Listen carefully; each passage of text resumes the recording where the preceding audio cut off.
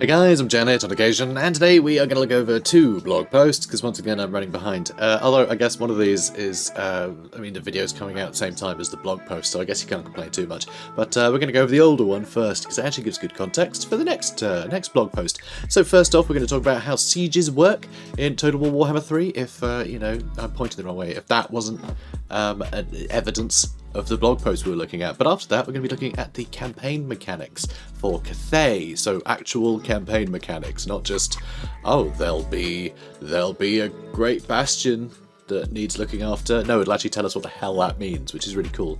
But first, I want to see siege stuff, because, well, what's the point of finding out about the Great Bastion if we don't know about sieges in general? We want to know what is new for the Great Bastion and what is new just for sieges. And so we're going to start at the beginning. Yeah. It's almost like they put these blogs in order for a reason, I don't know. So anyway, how sieges work in Total War Warhammer 3, Total War Warhammer 3. I like the way it says it twice, because it's very important. Yeah.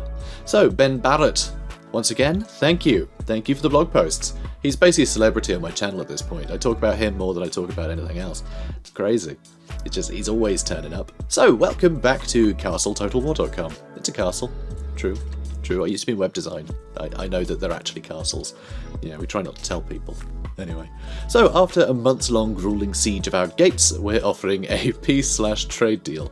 You receive information on sieges and minor settlement battles in Total War Warhammer 3, and we receive, hopefully, your excitement and happiness. Given you clicked, we'll assume, or, clicked on me, but I don't know, something. Someone's clicked somewhere, so presumably, yay? I don't know, I'm excited. So, given you've clicked, we'll assume that you want to take that and move right into it. Below, you'll find all the details on how we're upgrading and modifying sieges in Warhammer 3, alongside the plans for minor settlement battles and how it impacts some of the most important sieges there are. The massive attacks from the Chaos Wastes on the Great Bastion of Grand Cathay, plus a couple of screenshots of the layouts of Wei Jin and Nangao, two Cathayan cities you'll be getting intimately familiar with in your campaigns. These pre-release shots from an aerial angle to show you the layouts, so just remember they represent a game still in development. So, sieges. So the Siege Rework video, I recommend you go and watch it. It will outline most of the stuff. There'll be a link in the description if I've remembered, and if not, you're already on YouTube, so you can probably find it quite easily, because that's where it lives. Yeah. So, the alterations to sieges come in two major components, both of which are vital to understand to see just how much things have changed. The first is the map design itself, the philosophy of that, and the variety we're introducing through them. That immediately just makes me incredibly excited, because variety, I think, is the main thing that is missing in Total War. I mean, I've played 3,000 hours of it and haven't quite got bored yet, but obviously a lot of things are starting to seem a bit stale, so variety is always appreciated. So, there is now a much wider selection of potential siege maps, each assigned to a settlement based on their default faction's culture, themes and preferences for combat. Cathayan dwarfs build highly defensive fortresses set into the sides of mountains where their firepower can be exploited to its fullest. Meanwhile, Kislev has long withstood chaos with tight streets and hardy men and women who will fight tooth and claw for every inch. Races like the Skaven and Greenskins have more ramshackle fortresses that are no less deadly, which themselves pale in comparison to the weirdness of the strongholds dedicated to each Chaos God on the outskirts of the realm of Chaos. Very cool that they're all going to get their own flavour, but of course we have that already. That could be just applied to what we've already seen in the game, Skaven and Greenskins, we've seen them being ramshackle, so how it actually goes into the design of how the cities actually look. Because right now we just have a bunch of template cities that they just swap out the building type, right? So is that going to be something that they do with this, but with more templates? Or is there going to be more bespoke stuff going on? Because right now they do mention Cathayan dwarves have these highly defensive fortresses, but that is what you get just visually, a sense of that anyway. So I want to know if that's something that we're going to see gameplay sort of, if it's going to affect gameplay, or if it's simply going to be window dressing. I like windows to be dressed, but I like them to be dressed meaningfully. It's a metaphor, you wouldn't understand. So anyway, the upshot of all this, that each time you enter a siege, no matter which side you're on, the combination of your army, the enemy, and the layout of the settlement is going to make it unique, a unique experience across many hours of play. We've deliberately paced the layouts of different settlements to avoid repeats between adjacent regions, and even factions that share layouts have different dressings that can impact gameplay as well as look. So this does imply that the different factions do have different layouts. But again, it still has to be meaningful, and we need to see them, I think. But this is all promising, for sure, 100%. So, fighting 2 identical siege battles back-to-back should be a thing of the past. That is great news, honestly. That is really cool. So these maps themselves have been designed significantly differently from what you may be used to from Total War Warhammer 2.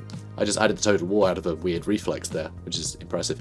As well as the capture points and buildable towers and barricades, which we'll get into, we've upgraded our tools, AI, and design to make for much better maps. One significant area is height variation. That is something that that's like the one big thing that I was like, yeah, that would make a map more interesting. That would play out better and give you more opportunities to sort of use the streets if there's also elevation. That's a big thing. That seemed to me like the basic, how do you improve a map? That's step 1, for sure. Looks like they've done it. So, with much larger differences between elevation levels throughout the map, and it being far more commonplace than before, which is very cool. There are also dockable terrain areas within settlements, depending on their layout, giving ranged units more use inside the walls. So that, again, really, really nice. So by dockable, they mean like how when you're on a wall and it sort of slots your unit into rows, against the battlements. More of that, basically. It shows you in the video a lot of those areas. And it looks really nice because it's just like a flat area, and you can just walk up to the edge and it'll dock them, which I think is really good. It's a nice little trick that I've seen plenty of times in maps. Custom maps from like the GCCM or whatever it's called, the big map mod. So stuff like that, it's great to see that in the actual maps, that have had that sort of care and attention that comes from being paid to do it. So depending on the layout, giving range units, blah blah blah, these advancements also allowed us to add bridges to maps, giving new ways to move around settlements and creating tactical possibilities we haven't seen before. That is really cool because that gives you sort of multi-dimensional things going on. So do you circumvent the main street in order to get rid of the supporting units, or go straight down the main street? That's a really interesting thing that you actually leads to meaningful gameplay. It's not just variety for the sake of it. It's variety that becomes meaningful. It's not now you get to choose which of 2 streets you run down. That's not a choice. That doesn't mean anything because whatever, I'll throw my whole army down one of them. Great. So yeah, I like that. That seems to give more meaning to your choices, which I really like. So with this variation comes more open areas within settlements, which allows for far more diversity in viable unit types. A fight no longer starts and ends at the outer wall, of which many settlements now have several, making for 2 or 3 approach angles for attackers, and siege is a much more interesting and realistic prospect of steadily defending and capturing areas of a town, city, castle, or hell pit. It makes defensive siege weapons a far more promising prospect, be they firing from the high ground inside a settlement, past the outer walls, or defending the streets themselves with clever placement. So this is something that we've seen evidence of in the fort battles already. Having that extra elevation that you can place artillery on actually makes that artillery work, which is something that wasn't really a thing in siege battles before, because you'd always have your own people in the way unless you just left the streets blank, in which case they could just run right at your siege equipment. It didn't work. It was a bit dumb. So having these extra elevations, it just allows more strategic depth. But also, whereas generally I find the sort of change from here's a giant city, attack from wherever you like, to the more confined Warhammer siege maps, I prefer the Warhammer siege maps because it keeps the battle contained in one area, which means that it all feels busy and full of soldiers, and there's an actual fight going on. I always hate it when there's sort of, you've got people everywhere, and as long as you outnumber them, you have one unit that can just walk into town completely sort of, unharassed, because you just have more. So you just use a spot of the map that doesn't need, that can't be defended. That's boring. That doesn't feel like meaningful choice or even gameplay. It's a lack of gameplay. You have one unit that just goes through unaccosted. Where's the fight? I want it to be a fight. So, generally I prefer that. This seems to be a sweet middle ground where they give you different areas that you can get into that isn't just one flat plain, which I think is really nice. So Troy has been a brilliant sort of source of inspiration there, I think. If any of you guys have played Troy, I recommend it. It's a great game. It doesn't have the variety or the longevity of you know, something like Total War Warhammer, but it's full of good ideas. And one of them was just the map layouts were a lot better. You know, it was contained enough that you could actually have backup arrive in time from like one defensive position to another, but it meant you could still take advantage of any perceived weak spot or focus one area, and the defenders had to spread out, the attackers sort of had that choice. It was really interesting. I thought it was really good. But, you know, it meant the attackers, if they did all focus on one place, yeah, they had all their strength there, but they'd be funneled, so they wouldn't be able to necessarily utilise all that strength. And it just led to some really good just decisions in battle, which is something that you didn't really get either in like old school, here's a big map attack from literally anywhere, not meaningful choice has to be meaningful, that wasn't, or Warhammer, which is you're gonna have a fight and you can't avoid it in any way, there's no way to circumvent that. Exactly, it just comes down to the same calculations you do in any other battle, which is when shall I drop my big spells, you know? So yeah, this seems to be a sweet middle ground where there is actually sort of tactical choice to be made. But we'll have to see how it plays out. We'll have to see how it plays out for sure, but that does seem to be the agenda here, for sure. So, it's variation, yet more open areas, blah blah. The second big update is introducing the supplies and buildable structures we first introduced to you in Survival Battles mode. While it is the same system and basic understanding, the use is completely different. Sieges now feature several capturable locations rather than one, and each provides supplies per second, as well as governs a few buildable locations. If they're lost, their attached buildings are destroyed. These come in two varieties, either towers or barricades. So this is where more meaningful choice comes in. So yes, you do have the same thing of, say there's a couple of streets, you go, I'll block one with a barricade. Okay, everyone will go down the other, right? I mean, one is technically just slowing down because it's a buildable barricade, but that's where you kind of have more meaningful choice, because you get to choose, okay, if I can maximise the strength of a particular unit thanks to the layout of this street, I can mitigate some weaknesses there. So you can help to sort of maximise the effectiveness of your units in an interesting way, I think. You know, if you have nothing but like heavy infantry, they're going to hold the line so long as they're not surrounded, then you want to use a load of barricades, right? Rather than spending a load on, say, towers or something instead. You know, there's nice choices to be made. Or maybe if you have that sort of infantry, you would just want towers so you can shoot any ranged units, knowing that your infantry will hold from anything in melee, you know? Whatever the case, there are choices to be made now, which I think is really fun. I think it's a really fun dynamic, and it gives you somewhere to fall back to. But what does bother me is currently you have a wall, and you have your army on a wall, and then you fight over the wall, and then that's decided already, because if you kill all the defenders on the wall, then that usually triggers army losses.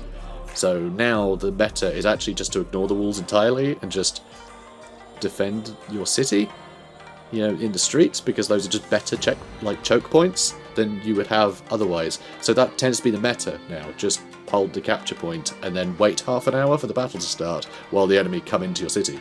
That's really boring. And what I find with this is it seems to be saying, now you can fall back to a bunch of points, but you still get the same problem where the point at which you fall back, your army is already devastated, and you're probably going to suffer army losses anyway. The battle is usually decided by that first engagement, because people die quite quickly in Warhammer. So unless they've slowed down combat somewhat, it's hard to know whether there will be these meaningful points in a battle where you're falling back to other defences, or if you should just stay there from the beginning and have to wait for the enemy to climb over your walls. It's, you know, so it's hard to know whether it will actually make a meaningful difference in that regard, or it'll literally just give you a bunch of different options as to what you want your defences to be, but actually moving around the map might be kind of irrelevant. So we'll have to see. But there is one little shred of hope actually coming up, even if combat balancing is the same as Warhammer 2, you know, with the same pace at which people are killed. There is one little ray of hope, which we'll get to. So the big idea is for your initial defense will be focused on the walls. When these fall to your enemy's combination of artillery, flyers, siege towers, and brute strength, some units can now attack walls directly as they can gates, which is kind of cool. Like the what are they called? Those warpstone drills the Skaven have got. The name escapes me, but you know the ones. So if more units can do that, that sounds cool. you can retreat into the city and create a custom-made secondary line with barricades, towers, firing platforms, and monuments where you want them. So, I mean, all that stuff is cool, but like I said, will it be meaningful? That's something we'll have to see. So this allows you to create your own battle lines depending on your playstyle and the specifics of that battle. Each point can be upgraded or downgraded as you wish for the relative cost of the building, making you able to shift your strategy on the fly. Naturally, while the system is shared with survival battles, balancing is done differently to ensure good gameplay. So, good. I think that mostly means the enemy aren't going to have half the health they did and all the rest of it. They normally would, and yeah. So each settlement also has a stockpile of supplies for you to begin the battle with. So I like this. That's a nice little touch, because you get more of it the longer you're being besieged, which I think is just a great way to balance how that works. You know, the enemy are building more siege towers, but you're building more defences yourself, which I think is really cool and realistic, you know. So in campaign, this is determined by various factors, buildings and level of settlement being the most notable, which makes sense, as well as scaling into the late game for the more major double full stack encounters that occur at that stage. Brilliant. This allows you to construct a few important towers and barricades to begin with, already garrisoning them with troops or using them as tactical choke points. In general, the new maps are much larger, with many more potential points of entry for your foe. So all these additional resources are going to be needed to keep things in check. So, I mean, one thing that it could be is just having the outer ring is bigger. So if you're heavily outnumbered, you're going to want to fall back, but maybe not on every side. You know, maybe there will be strength on the walls, and then you want to just sort of like block up some vital choke points, you know, and just sort of do it like that rather than trying to... If the walls are bigger, you can't necessarily man them all, right? But that just makes me think that the meta will just be to hang right back again, at least as far back as you can put barricades and towers, you know? You know, it doesn't seem... I don't know. It's hard to see how meaningful it'll be. Visually, stunning. You know, the variety visually, and, you know, even if it's just down to the illusion of choice. If you guys have ever played any Telltale games, the illusion of choice is actually very, very powerful. Just thinking that a choice matters is enough to make you think about it. And what is a strategy game if not thinking about your strategies, right? So there's still something. There's still something there. You can see I'm a little bit on the fence about how big an impact this will have. It'll definitely make an impact, but yeah, a little, I don't know. I wonder how much it'll all pan out. I want to play it. That's my main thing. I really want to play it. I'd love to hear your thoughts though, because you can see I'm still not set on like how I think it'll be. So anyway, let's carry on through the blog and we'll see. So each settlement has a stockpile of supplies. So yeah, double stack encounters. This allows you to construct a few important towers and barricades to begin with, also already garrisoning them. In general, the new maps are much larger with more potential points of entry for your foe. So I think that is one thing I'm just worried about, that there'll be too many empty areas. So yeah, I don't know. It makes me think that you'll just fall back by default. Unless you have an army garrisoning the place as well as the garrison, you know. So all these additional resources are going to be needed to keep things in check. As your opponent pushes in, you need to make decisions about which supply points and the districts they control are worth defending.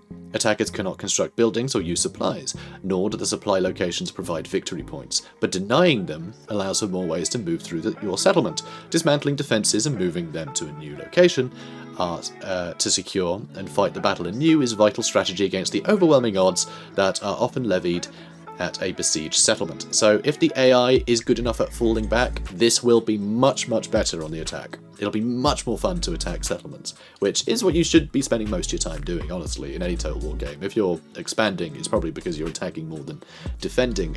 So this, it's got a lot of potential, I think, but it really depends on whether the AI is clever enough to fall back before the units are wiped out. Because if you're anything like me, you will rock, paper, scissors the crap out of it and wipe out a unit almost immediately if you bother to commit to it. You know, it'll either be, you know, I have some Vargeists. They have some things on the wall. Guess what? All of my Vargeists will be attacking one unit. I'll just wipe out one thing at a time. You know? What are they going to fall back with if you're going to be doing that, you know? So you go, oh, this fight's a bit rough. I better back out, run away from whoever's fighting. No, you're going to be dead. So, will it matter? Dunno. Again, there's a lot of factors here that could or couldn't make a big difference. So there are also two special capture points, one key building and one victory location. The key building is usually closer to the centre of the settlement, and it provides a defensive buff. So this is a big deal. This is a big thing that I think is going to affect the balance in a way that will make all of this stuff work. So you get defensive buff if it is under the control of the besieged. So, units just get wiped out, right? What if they got a big defensive buff? Then the defender is going to have the advantage, which is something that should just generally happen in Total War anyway. That's something that I think is a bit of a problem with Warhammer 2 in terms of balance. Stuff snowballs so quickly because the attackers always have the advantage, which shouldn't be the case. So just a buff actually just giving the defenders, you know, more melee defense or something, just something to prolong them. It means you can have one unit fend off several while the rest fall back, and that could be enough to make all of the changes meaningful. But also, because it's a capturable point, as an attacker, you are aware of that, and it means you want to prioritize negating them that bonus, which I think is a really interesting mechanic. This could just be the one minor change, you know, the one minor detail in the siege battles to make everything function, which I think is really cool that they've got that. We just have to see if it functions like that, you know? So previously we had defensive bonuses that weren't always clear, so we've cleaned that up with the single clear benefit. The final victory point is also still there, and usually the farthest from the gates. It will mark either the glorious taking of a supposedly impenetrable fortress, or the immovable object of your defensive forces, proving their worth. Victory tickets are provided by both of these capture points. The upshot of all this is that siege battles will be more interesting, more exciting, more varied, with greater tactical depth and more diverse unit viability.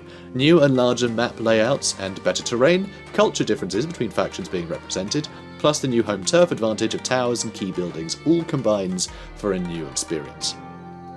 Hopefully. Hopefully. Because, you know, could just be one battle on the walls and then army losses hits and the battle's decided. But it could be awesome. Though I must say, even if sometimes a battle ends like that, as long as that's not happening all the time, it's still going to be more varied than it used to be.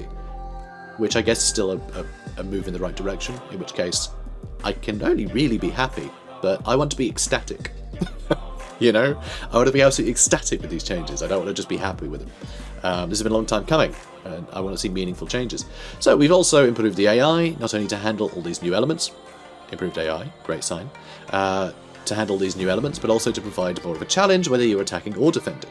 Flyers and fast-moving units will now prioritise useful actions like preventing sallied-out cavalry from attacking ranged or siege units. The AI also has a greater understanding of how different areas of the map are under threat and when they should withdraw to prevent losses. This makes it more reactive and capable of fighting against diverse enemies. Many of these improvements are direct from Three Kingdoms and Troy. Brilliant. Mostly Troy though. Three Kingdoms had some nice things, but no, Troy just crushed it when it came to sort of siege battles and things. Did some really nice stuff with it. Just the design generally. Brilliant. So, bringing the Warhammer trilogy right up to the modern day in terms of our best designed Total War titles. James Martin of Survival Battle fame. What link is this? What is this one? Oh right, yes, read that blog post before. Cool. You can find that. It's in the news playlist. So we started with the 3K AI, as it provided us with a good base to work from. The 3K settlement AI had been very well received and worked well for our new settlement layouts. I did find the 3K settlement AI I did really make struggle because I'd always be on extreme unit sizes, and extreme unit sizes in settlements are always a bit of a problem. But as far as we're aware, as far as we know, I'm pretty sure they said outright actually that Warhammer 3 isn't getting an additionally large unit size option, so hopefully stuff will behave better.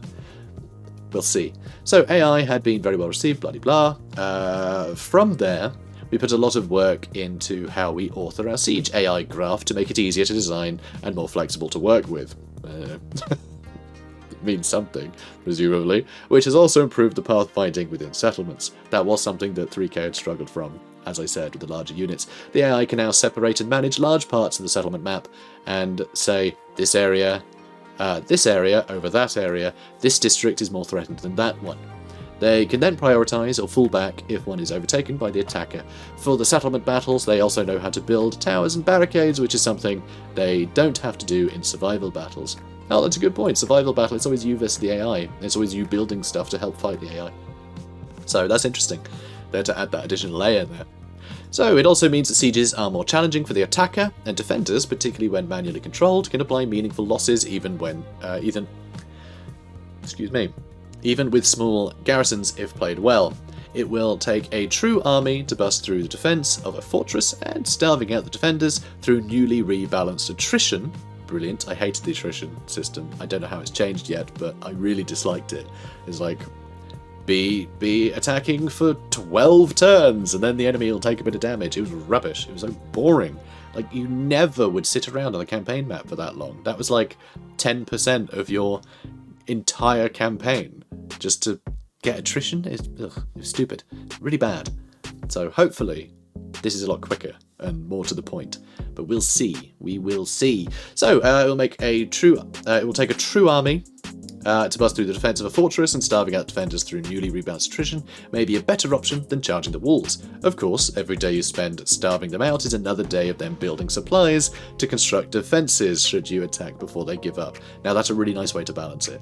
I really like that. But again, it just helps the defenders out in a big way, you know? If they are really getting starved out, then they at least get a bunch of these other bonuses, as well as the potential for reinforcements to, you know, turn up. But yeah, I think that's great. I think that's really fun. These all sound like great ideas, you know? I don't want to be too disparaging, you know? Because this could completely reinvent the wheel. Or it could just cover the wheel in glitter, you know? Minor settlement battles. This is all further enhanced by the minor settlement battles coming to Warhammer 3. They follow many of the same improvements as sieges, most notably that we have designed a huge number of special maps for each minor settlement, rather than using lightly modified land battle maps, which is great. That's so good. Minor settlement battles were a lot of fun, you know? It's nice to have these very different sorts of engagements, and that is the one thing I'd say was truly missing from older Total War titles, so I'm glad they're back. But otherwise use the same systems of key buildings, districts, towers and barricades.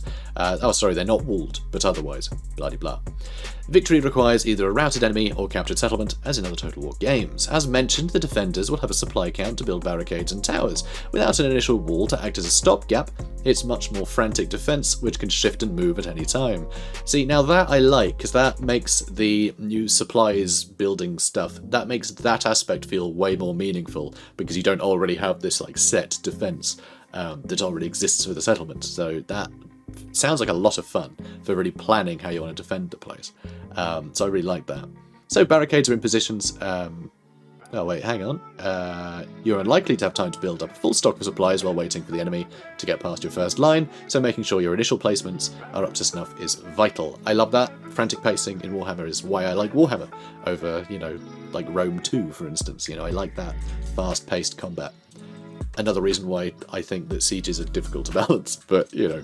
Barricades are in positions that prevent deeper access to the settlement, or, at the very least, demand that attackers take a more circuitous route. Towers are on platforms that are out of reach from melee units, only flyers and ranged units can target them. However, they are also destroyed if their attached capture point is taken, making quick-moving or stealthy troops another option. So, this is an interesting one, because it also makes me think that they have suddenly, since I played the survival battle, they have made towers able to be attacked. You know, that they made them like something vulnerable that could be targeted. Because that's not something that seemed to be the case. Though maybe it was, there were only so many flying units in the demo that I played, so maybe they just never got around to targeting the towers. But I like the idea of being able to actually attack the towers rather than just having to rely on taking a capture point. But the idea of actually just sending flyers to try and, you know, dislodge the towers, I think sounds interesting, and I'd love to see how that plays out exactly. You know, if there's actually somewhere to land, or if they're just going to stand, you know, just sort of hover next to the tower and go rawr, and it's going to have a health bar. I don't know.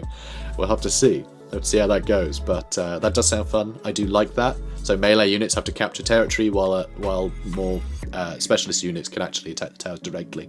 I think that's a really interesting way to balance it and sort of make towers more meaningful for holding off armies that aren't particularly versatile, which is what a siege should be able to do. Like, defending a settlement should be able to stop an enemy that isn't prepared for that kind of encounter. So I think that's really cool. It helps accentuate that. So, however, they're also destroyed if their attached capture point is taken, so making quick moving or stealthy troops another option. For balancing reasons, we've made it so flying units and summoned units cannot capture points. I think that's good. You know, it just keeps things simpler. And also, you know, if you've got a bunch of harpies or something, just land in a courtyard. It doesn't feel like they've already taken the territory, does it? a creature like that? No, I think move your infantry in and, you know, start busting down doors and that kind of thing. It just feels more thematically appropriate, as well as just being a good balancing mechanic. So I like that too. So, though there's nothing from stopping them from wiping out the forces surrounding it and having some of their landlocked or corporeal allies come in to assist. Makes a lot of sense. Flyers are particularly effective at preventing defending ranged units from peppering your other attackers as they approach, which is especially important with them being on, like, bridges, for instance. Being on bridges instead of actually where you're fighting through in the first place is... yeah, you're going to want to be able to sort of dissect them with, you know, you're going to need troops in your army that can work as a scalpel more so than you did before. Whereas before, as long as you had just forward momentum, you're good. Now, it seems that you need to make some cleverer choices. So again, another big plus there. So minor settlement battles are now exactly what they should be. Smaller sieges over less massive settlements, but with all the same grit and determination from both sides to conquer the area. They varied from each other, normal land battles and other sieges, adding a third to the usual most common two types of battles. The new layouts and options also mean that, should you wish to, taking manual control over a defense against a rampaging army can really whittle them down over time. Pardon me again, making it easier to defend your lands if your main armies are off at making war elsewhere. So this is something that I noticed a lot in 3K. Defending a settlement was always so fun. If you watch the He Yi campaign that I played, there was just one settlement that I must have defended like 30 times. Just huge armies showing up, just a minor settlement. And I was able to defend it just time and time again, just because, you know, little choke points and things. It was really fun. And it meant that I could actually rely on my garrison to do the job. You know, I didn't need to have armies in literally every position that I need them in. I could sort of trust my settlements to defend themselves occasionally, you know. Sometimes I get overwhelmed, but it was a lot of fun, you know. Even a loss on those sort of battles were really interesting. Just because it was paced. It wasn't just, oh, my entire army's surrounded and died. You know, they had to get through one unit at a time, and that made it feel like a battle, which is great. I like that. Even though I did say earlier that I like the faster pace of Warhammer, it'd still be faster paced, but, like, you could still stagger it, you know? There's a balance there. So anyway, the Great Bastion. The Great Bastion. Nowhere are the changes to sieges more relevant than in Grand Cathay. The Great Bastion is a mighty wall built to contain the tides of chaos many thousands of years ago by the celestial dragon emperor himself. It is now the domain of Miao Ying, the Storm Dragon, and she defends it with her life and her soldiers. Gameplay-wise, it has relevant and unique elements on and off the battle map. During a campaign, as you control, hold and build up the Great Bastion as Cathay, Chaos forces will begin to gather, preparing to attack. You can ride out to usher them to a swift death, or allow them to attack and break against the wall, as so many have before them. Numerous events and small quests will be centered around these walls, and controlling and managing them properly is a big part of the Cathayan campaign in the north. Once on the battlefield, the Bastion is an incredibly defensible fortress. One single attackable wall, with clear fallback points regularly interspersed towards the centre. Strong walls with powerful towers are followed by swathes of buildable locations and defensible positions. However, all this is needed as the forces that will come to take it are truly titanic. The Chaos Gods know the value of breaching the Great Bastion, and their armies will flood from the realm of chaos if it is disturbed, be that by you or another faction. So this, I think, is awesome as a gameplay mechanic, because I often found myself in either playing as like the High Elves or as the Empire. I'd either have, you know, the Phoenix Gates, or I'd have the different forts that are around, you know, like Helmgart or Fort Sol, and they wouldn't get attacked all that often. Especially when they got high tier. If you had any enemies that were on the other side of that you know, fort, they'd just look at it and go, nah, can't take that. And so when you had your biggest defences and you had the sort of opportunities to have the biggest battles, no one cared. But if this actually has more of a scripted format, where it's like, you have these awesome positions to defend, we're going to make you defend them. I love that. That's interesting to me. I think that's basically... I know a sandbox is good, but sometimes I want events to be forced, so long as they have outcomes that are enjoyable. It gives you a guarantee of fun at particular points in the campaign. So even if you are snowballing and conquering half of the map pretty, you know, effortlessly, at some point you have to defend the Great Bastion from some like massive swollen force of chaos, which sounds like a lot of fun, you know? So I love it. I think it sounds really interesting. I think that sounds very cool. You know, siege battles in general, a lot of new toys, whether they come together is something we are as yet to see, but the ideas here are brilliant. I think there are so many things that are really going to change how the game plays, and it could lead to some incredibly meaningful engagements and some really fun strategies, and just some really interesting ways to get the most out of units that you may not have regularly assumed would perform particularly well in a siege battle. Like, you know, direct fire artillery. You know, like a great cannon is not that great when it's just in a street and you've got the street clogged up with infantry. Unless there's like a giant or something big that you can shoot at, you've got no line of sight and it just feels like a wasted unit. But with elevation changes, suddenly it opens up tactical viability for those units, which I just think is brilliant. I think that's really nice. Also, simple things like, usually if you've got your cannons in a town square, they can't shoot at flying units, you know, that are around the walls, because they'd have to shoot through their own buildings. Just the buildings are in the way because there's no change in elevation from the walls that are under attack and where your cannons are sat at the back of the map. So it might be in range, but no line of sight. So, you know, just little changes like that just to make armies, you can have them more diverse to better results. So I love that. I think it's really good. So, wow, this has been a lot already. Yeah, screw it. This will all be the same video. Why the hell not? So, if I don't remember, someone post a timestamp for now, okay? When this is, let people know that this is when we start the next bit, okay? Brilliant. Love you guys. You are a big help. So, next up, we have... Nope, not that one. That's the one I opened earlier. We have this one. Leading Grand Cathay. How the Eastern Empire dominates on the campaign map. So this, of course, is the campaign mechanics blog, which is really awesome. So, once again, Ben Barrett, he's everywhere. He's everywhere these days. Welcome back to TotalWar.com. Let's talk mechanics. Baby, let's talk about mechanics. Let's talk about all the mechanics. You've learned all about the endless machinations of the dragons, the human lords, the mass of humanity that makes up Grand Cathay. Now it's time to learn how they play. This is the first in a series of articles where we will detail the main mechanics for each faction on the campaign map. Naturally, these are further modified by Legendary Lord choice, starting position, and what happens in your own campaign. Legendary Lord mechanics will get their own posts soon enough. For in-battle mechanics, take a look at Grand Cathay roster, which got a video for that too if you want to go look at that. So this is really nice, because this is actually the first time we're looking at campaign mechanics. We haven't got this for Cathay or Khorne yet. So that's really cool. You know, this is our first glimpse as to how their sort of design ethos when it comes to giving us tools to explore the faction, which I think is great. I think this is really fun. This I've been looking forward to. Let's put it that way. So, for in-battle mechanics, take a look at the Grand Cathay roster. Do remember that Warhammer 3 is still in development with a due date of early 2022. Oh, I wish it was the end of the year. Oh, I hate having to wait.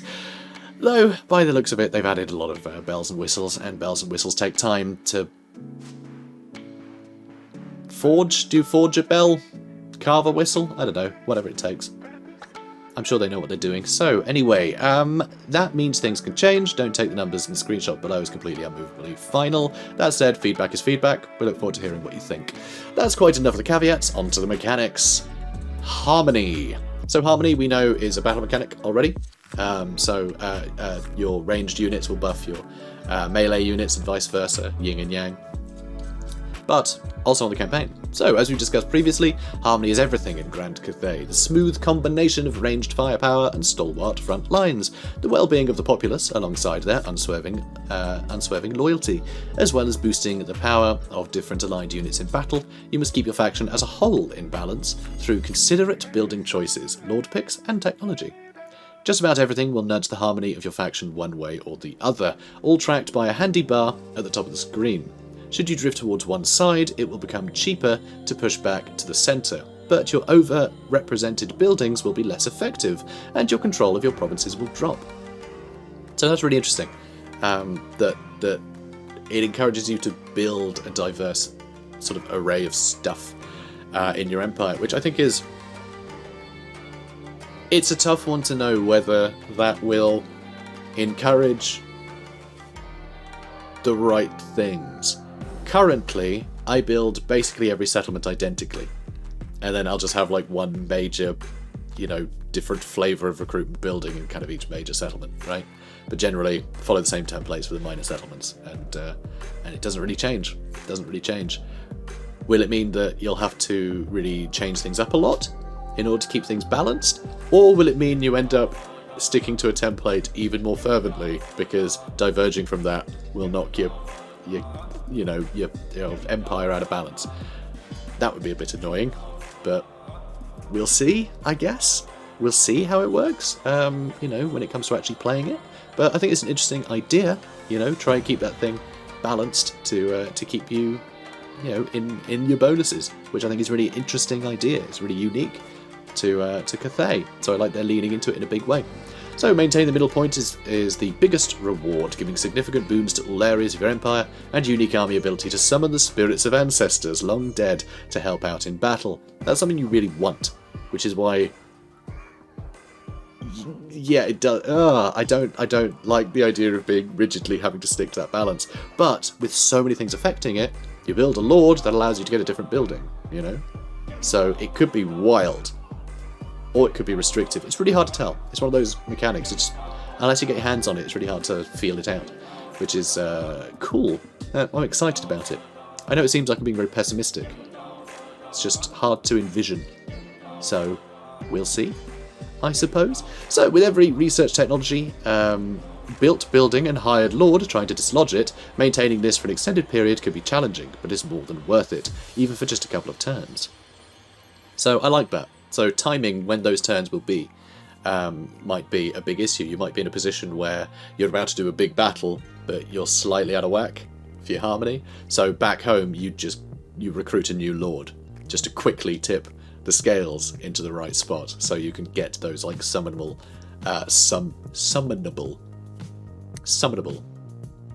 units you can summon. The word just doesn't sound like a real word to me right now, but anyway, might not be a real word, who knows. But yeah, so I like that. There's some interesting ways to sort of fudge it, I suppose. Could be, anyway. So the Wuxing compass. So this we will actually take a closer look at in a second, but the Wuxing compass is a great magical device built into the holy city of Weijin, created by the Celestial Dragon Emperor to control the winds of magic within Grand Cathay. His primary purpose is to project power to and help defend the Great Bastion when it is under threat, but the progeny of the Emperor can direct it as they wish to serve their purposes. Whenever the compass is directed to one of its 4 points, that area begins to fill with magic. Most provide a faction-wide buff that is always active, with another that is only available when the compass is pointed its way. As that area fills with magic, the passive ability grows in strength. However, if the compass is pointed elsewhere, the magic in the area begins to drop, depowering the passive. This balancing act depends on your needs as well as any emergencies you may be facing, and must be chosen wisely as there is a turn limit on changing the compass again. Here's a breakdown of the regions and their effects. So this I find is a super interesting idea, because you're literally just determining sort of what your focus is for your empire, which I think is really fun. Although this does also strike me as something that I might end up just pointing in a certain direction and then totally forgetting to adjust to maintain the other effects that I want. And it could just become a bit of an annoying chore, you know what I mean? Or it could just be a lot of fun, and it could be something that you can actually just ignore if you want to. Just point it somewhere you know is going to be beneficial all the time and get on with it. There's always going to be mechanics like that, but it's when mechanics sort of force you to interact with them rather than just like being fun to interact with. That's the balance that needs to be decided here. Is it going to be engaging, or is it just going to be just pick a buff and play? So we'll see for sure. But it's an interesting concept, which I really like, and it's a gameplay mechanic that plays into the lore of Cathay really nicely, which is always great. Big bonus points for that. I like it when they're, appropriately flavourful. That's really nice. So the Great Bastion passive buff provides additional supplies for Grand Cathay armies defending settlements and additional casualty replenishment for all armies. Very, very nice. The active buff decreases recruitment costs and provides a unique army ability to drop meteors on enemies. How cool is that? So again, really flavourful, because that plays on the whole astromancy, bringing in that comet that created the Great Maw, So that I think is really cool. mean, to say unique army ability, it could just be Cutlet of Cassandora, but, you know, could just be that, honestly, but that's unique as an army ability, but sounds cool regardless. So, Celestial Lake, passive buff provides growth to all Grand Cathay factions. That is very useful, certainly in the early game, that is incredibly useful. And an active buff gives additional income and stronger winds of magic growth within Grand Cathay regions. More magic's always nice. I like that. Warpstone Desert. So the Warpstone Desert, no passive buff or growing/falling energy reserve for this region due to the mass of Warpstone. Makes sense. Hang on, so if you have the compass pointed to the Warpstone Desert, does it just change the buff of that region? Or is that region of the compass? That's weirdly worded, that I'm not quite sure what the heck it's getting at there, but I don't know. So, active buff lowers corruption across Grand Cathay, guarantees lower winds of magic reserves, and gives a leadership debuff to enemies inside the nation. So that's pretty cool. Nice defensive buff there. I like it. I like it. But also lowering corruption and lowering winds of magic reserve is an interesting trade-off, you know? Just less magic in the area, and magic is in essence corruption, you know? So that's a really cool trade-off. Dragon Emperor's Wrath. Passive buffs provide control to all Grand Cathay factions. Active effect, only at full energy reserve, applies massive attrition to all Chaos forces besieging the Great Bastion. That's pretty cool. That is pretty cool. I do like that. So control obviously is like public order. I like they've gone with control for Cathay though, because to me that feels like the most important thing. You know, I've speculated constantly about the sort of the kind of oppressive nature and the stiff hierarchical structure of Cathay, and so the idea of it is them controlling the masses, not keeping them happy. Keeping them happy is irrelevant. You just need them to do their part. So I think that's really cool. I know, such a minute detail, but it says a lot. Similar to Bretonia. You know, Bretonia, very strict hierarchy. You're not keeping the peasants happy. Their happiness is irrelevant. You're just keeping them from rising up or failing to give you your due taxes. You have to control them. Whether that's by keeping them happy or not is another thing entirely, but, you know, it says a lot for the faction as a whole, I think. So, we will have a look at this now. So, I'm going to have to switch to a different thing on OBS, so hang on. Okay, so here we go. So you can get a good idea of what the UI looks like here, though we have gone over all the details already. But what I love is, if we look at the top corner, we've got the Great Bastion, the Celestial Lake you can see. I'm looking at the backgrounds right now. We have the Emperor back here, the Dragon Emperor, and we have the Warpstone Desert. And it just is this beautiful illustration. It just looks like an overview of one area, which I think is beautiful. So it's almost like this is just a tour of Cathay that you see all in one frame. It's gorgeous. I love it. I love this custom UI. I love custom art in UI. It adds a lot of flavour that you know, the game doesn't need to add, but it does. You know, you get to see it all visualised in one place. It gives you a feel for everything. This is something that Three Kingdoms did really well, and it's nice to see that sort of being carried over. These sort of very thematic and beautiful, vibrant areas. I know it's not a big thing for gameplay. I've been talking about meaningful things, but sometimes just setting the right tone is very important, and this certainly does that. So I do like the UI a lot, and also you can see the obvious buttons here for, you know, the different the 4 points that we wanted to point to. Right now the compass is pointing straight up, which could imply that it's hit its cooldown and you get to re-pick where you wanted to point, in which case it is something that demands your attention every now and then, which I think is probably for the best, because, you know, just clicking in the same place as you had it before because you're happy with that choice is great, but it forces you to have a choice every so long, which I think is good. I think is good, you know. Clearly a very quick thing to do if you have your heart set on a particular bonus, but it means that it's not just going to get ignored, you know, because there's a lot of other stuff to juggle in Total War. So just having that be something that you reorient feels good to me. I think that's nice. So hopefully that's how that plays out. So, you know, and this isn't just you have literally just started the game and it looks like this. Hopefully it will make you choose every now and then. But we'll see. We'll see how it is. Because you can see the active ones are all greyed out right now. Anyway, it's pretty good. Looks nice. I like it. So, moving on, we have the Ivory Road. This, I think, is my favourite mechanic. Although, actually, the Great Bastion is pretty great, too. What's nice with this is there seems to be a lot of relatively passive means of creating additional encounters. This is something that the Empire was great at with the Empire rework, going, help, Emperor, someone's under attack, are you going to send an army to go help out? It just gave you these sort of intermittent events that led to gameplay. It wasn't just, it was flavour, and it did give you some choices, but then you got to actually fight. It actually offered you additional gameplay as well as additional story and fluff and all the rest of it. And I feel like this is doing the same, as is the Great Bastion being intermittently attacked by chaos. So these are great. These are great additions that just help break up the usual paint the map, why not, which I always find a bit dry. So this is really cool. So trade is important to Grand Cathay. It not only has a massive population, but a hugely different collection of magical artifacts and native flora and fauna to Kislev and other nations to the west. Even the Ogre Kingdoms value the delights of Grand Cathay enough to pay for it when they feel like it, or raid the Caravans when they don't. Which brings us nicely to the game mechanics of the Ivory Road. The central trade route in and out of Grand Cathay, running right through the lands of Xiaoming and off to the Empire. So just say the Ivory Road is called the Ivory Road due to the ivory that the Ogre Kingdoms would get from their mounts. The name escapes me again. I can't think of names today. I'm generally bad with names, but they're big mounts with the big tusks, and yeah, it's that ivory. That's why Cathay opened up this sort of trade route. Was literally them going, that stuff seems useful. And it brought up this ivory trade, which I think is rather fun. Not fun for the poor, Warhammer elephants, but a fun little bit of history, I guess. So, the central trade route in and out of Grand Cathay, running right through the lands of Xiaoming and off to the Empire. We know that Xiaoming is in the Warpstone Desert, so, off in that direction.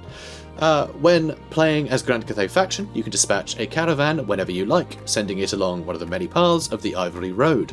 This will take it through various regions, some of which may prove treacherous. At various points you choose which direction the caravan will next take, with it progressing naturally across the map. That's right, it actually progresses across the map. This isn't just UI, this is UI and, campaign map implications. So it's something that is integrated nicely into the sandbox, which is very cool. So while you don't have direct control over it, it does have vision as a normal army would, giving you important scouting information as it goes. Also a little dangerous, because if diplomacy works in a similar way, which I hope to God that they have changed how diplomacy works in Warhammer 3. I hope they've overhauled it. I hope it's as good as 3K, because Warhammer 2 has terrible diplomacy. Just outright awful. What might happen with this is you send a trade route out, it meets a bunch of new factions, which means that they all go, oh brilliant, I've met you, now I can declare war on you, and then you end up at war with half of the world, because there's this new device that lets you meet them all. So fingers crossed, it's not going to be like that. That would be really frustrating, but we'll see. We'll see how it goes. So with each major rest stop along the route, various events and dilemmas can fire. Found friends, ogre mercenaries, new routes, and many more surprises await upon the road. This sounds great. I love it. This sounds very cool indeed. Too cool. I love it. I love a good event, but when it's tied to the sandbox, it just gives it that real... It's grounded, It's grounded in the campaign as a whole. It's why it's really nice for the ogre mercenaries, They appear and you send an army and, it all feels very integrated, which I really like. This, to me, feels the same sort of thing. You order a caravan to go somewhere and its progress takes part on the map. This is really cool. This is a really fun thing. I really hope it's as cool as it sounds. I really hope it leads to fun battles and things, as it sounds like it will. So, these can result in battles, bonuses, further cargo, or any combination.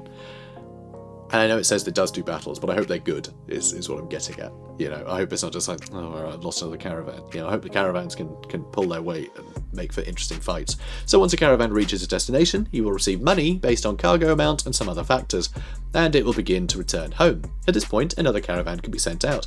I mean, this I think is just a really fun thing. I'm really psyched about this. I hope this is something that could get fleshed out for other factions as well. I think trade can be a bit boring, so I think when trade is something that needs to be emphasized, that this sort of thing can apply in more places. But who knows, really? Who knows if that's going to be something that's extended to other factions? But I doubt it. It's a unique mechanic, but they could extrapolate that. Maybe. I don't know. I'm hoping. It just sounds cool and I want it on everything.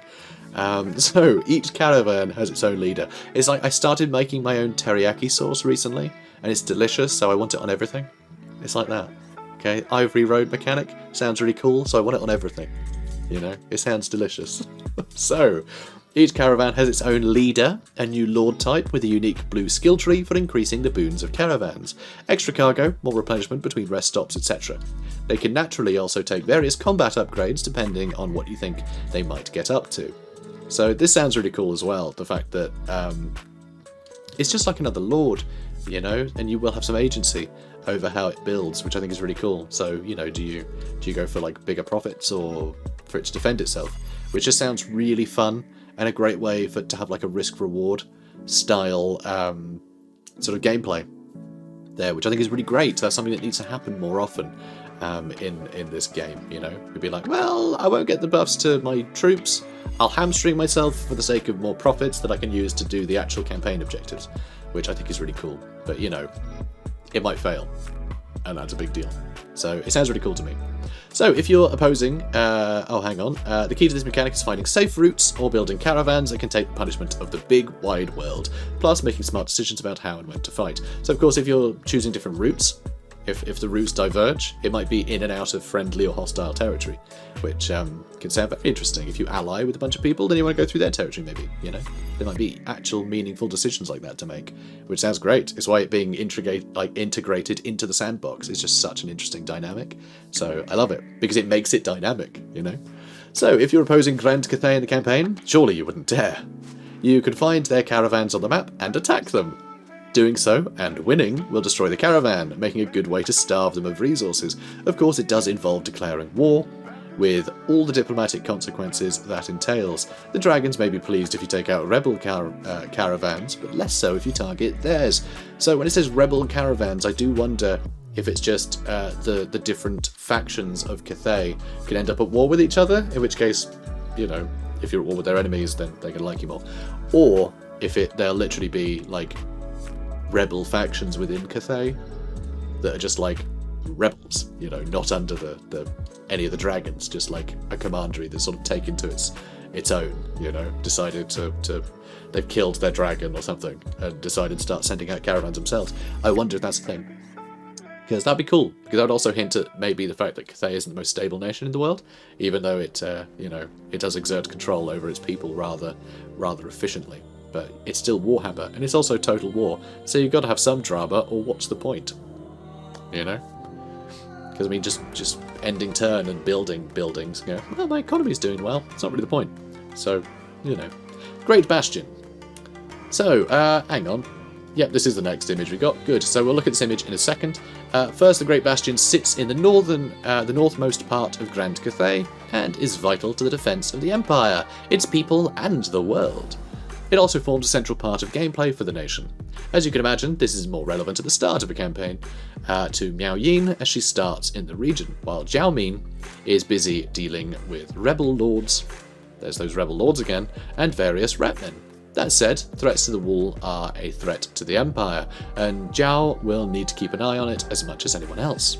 Interesting. Interesting indeed. So, the Great Bastion takes the form of a massive, impassable wall, with 3 gates that must be controlled and held by the forces of Grand Cathay. So, 3 different battle maps, I'm assuming. Like how, you know, there's several fort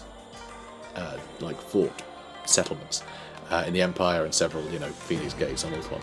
I'm assuming it's like that. So Chaos forces are constantly attempting assaults on it, and the larger ones come from a slow build-up of forces in the wastes. These must be dealt with through sallying forth or preparing your defences with commandments at each gatehouse, if you hold them.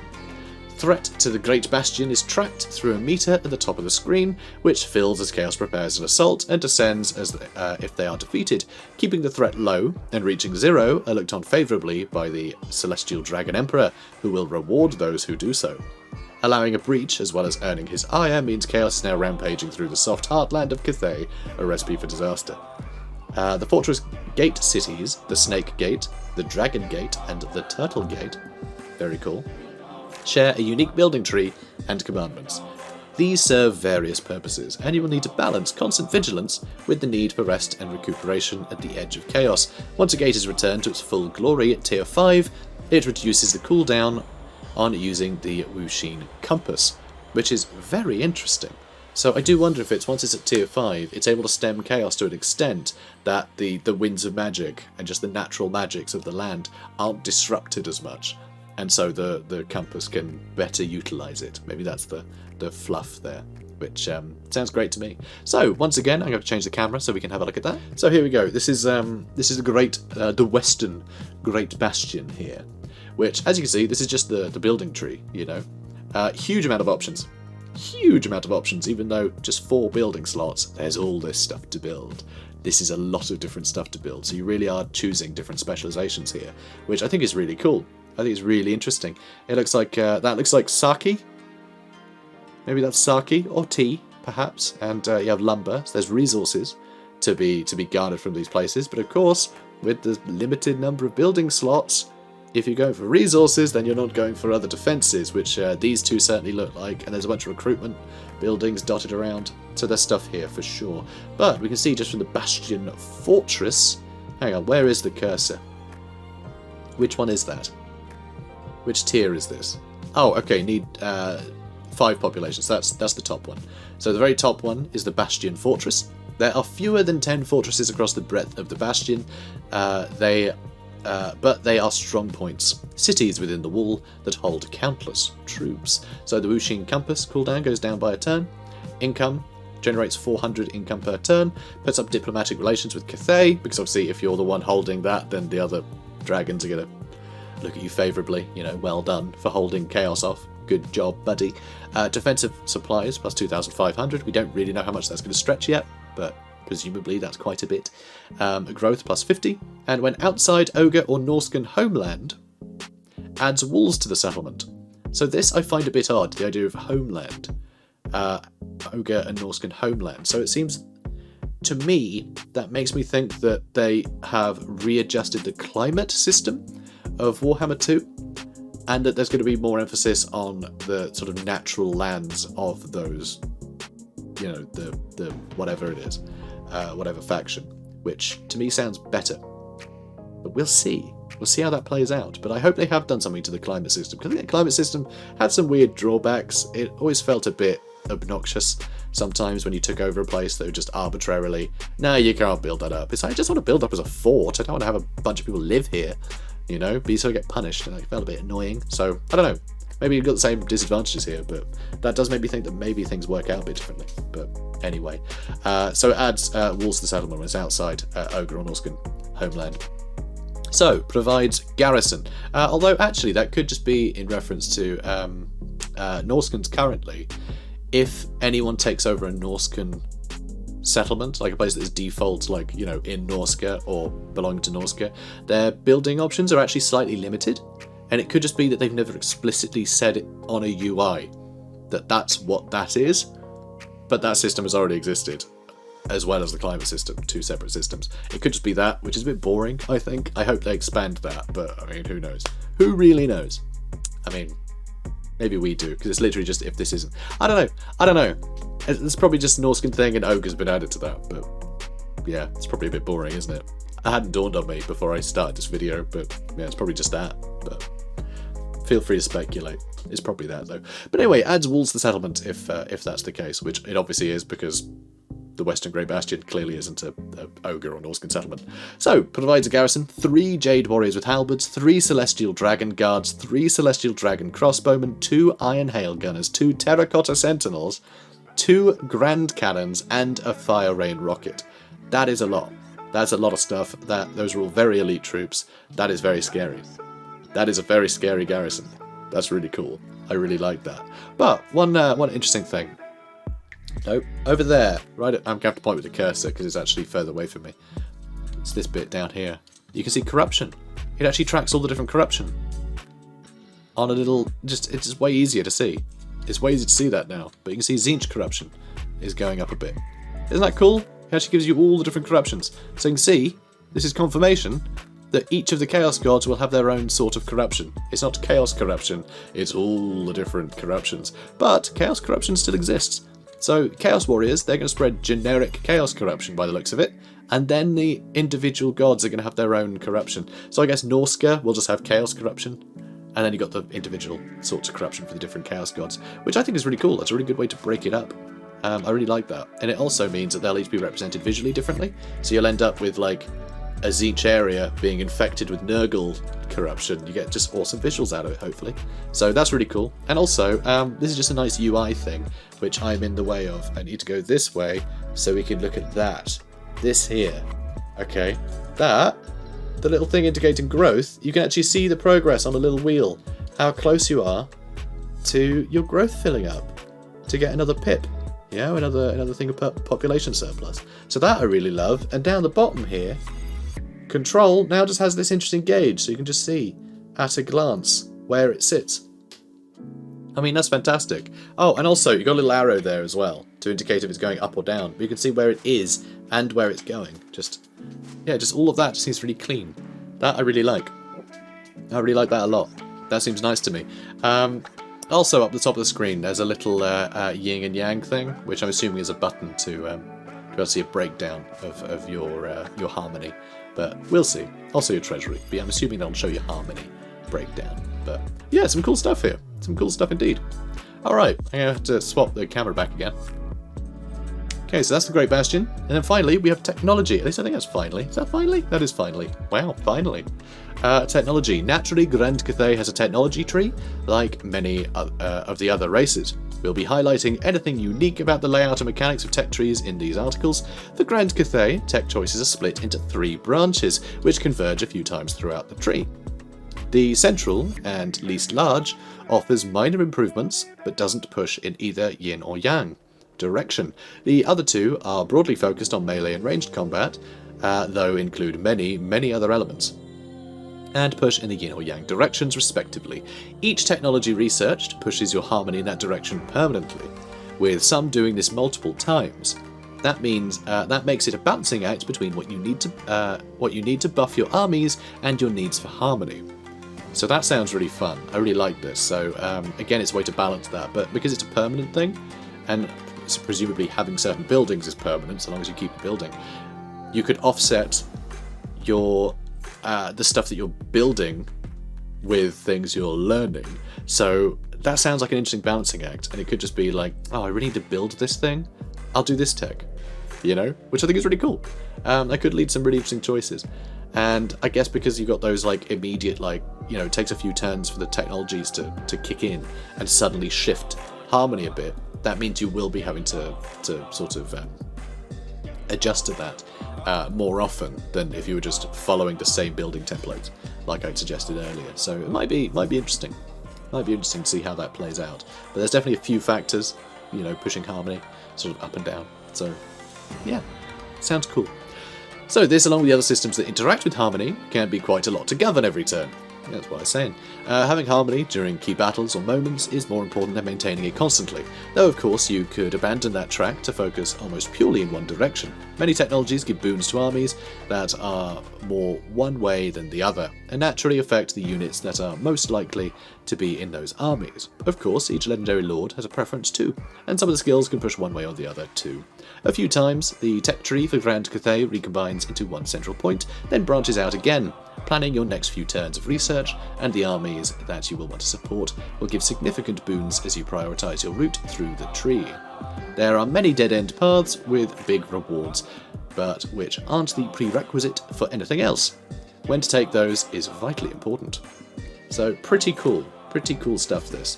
For the Dragon Emperor, well, we're not done that yet because we need to actually have a look at the tech tree, don't we? Yes, we do. So here we are on the tech tree, and what's interesting is there is a scroll bar here, but that to me looks like the last point, unless this is where it spreads out and this is what it means by converging, in which case there could be a ludicrous amount of technology. I guess this doesn't seem like a huge amount, right? So I guess this is where it converges and he ends up following this diamond shape again, you know, further along. But yeah, it would be nice to see the whole thing, but this gives us something to look at. So, first off, we have, I'm in the way a bit, but that's okay. We have seasoned trackers and drill training, fletching mentors, dragon scales. We've got jade stance up here. So I'm thinking Fletching mentors and drill training is going to be like leadership and melee defense, maybe. Probably leadership. Fletching mentors will probably be just additional missile damage or range. We've got dragon scales, which could be missile resistance. It could be, you know, everything pertaining to missiles, which could be cool. Harmonic discipline of yin. So obviously you can see the little teardrop things of yin and yang on each of the technologies, which is pretty cool. And the ones in the middle obviously don't have that, but it's nice to just see the different pieces there. So we have harmonic balance yang. I don't know what these harmonic balances do.